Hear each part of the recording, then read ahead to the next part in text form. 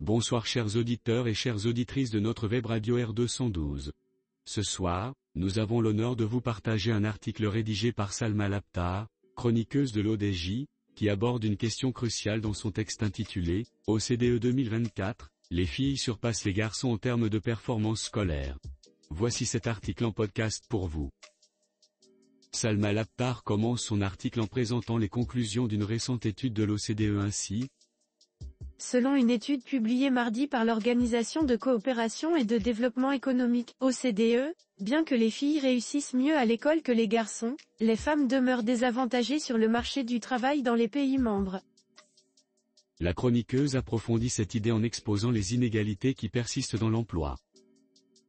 L'étude de l'OCDE intitulée Regard sur l'éducation 2024 souligne que les jeunes femmes sont plus nombreuses que leurs homologues masculins à obtenir un diplôme de l'enseignement supérieur. Toutefois, l'organisation observe que le taux d'emploi des femmes âgées de 25 à 34 ans reste inférieur à celui des hommes du même groupe d'âge. Notre journaliste développe ensuite une réflexion sur les écarts salariaux. Pour les jeunes femmes non diplômées du second cycle du secondaire, le taux d'emploi est inférieur de 25 points à celui des hommes non diplômés. Parmi les diplômés de l'enseignement supérieur, l'écart est réduit mais persiste à 6 points de pourcentage, selon l'étude.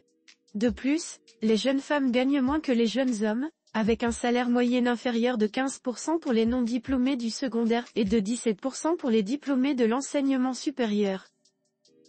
Salma Labtar introduit ensuite la question de l'accès à l'éducation pour les enfants de familles modestes et aborde les performances des élèves issus de milieux défavorisés. L'OCDE note également que les enfants issus de familles modestes ont 18% moins de chances d'accéder à des structures d'éducation et d'accueil avant l'âge de 3 ans. Dans l'enseignement primaire et secondaire, les élèves défavorisés obtiennent de moins bons résultats aux évaluations internationales comme le PIRL et le PISA.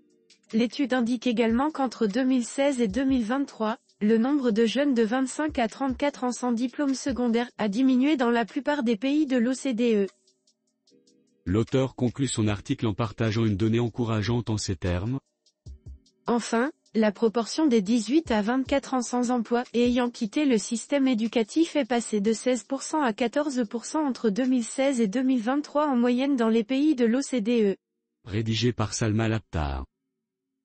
Chers auditeurs de la web radio R212, merci d'avoir été à l'écoute de ce podcast et d'avoir partagé avec nous ce moment d'échange et de réflexion. Votre présence et votre fidélité sont notre plus belle récompense. On se dit à très bientôt, si vous le voulez bien.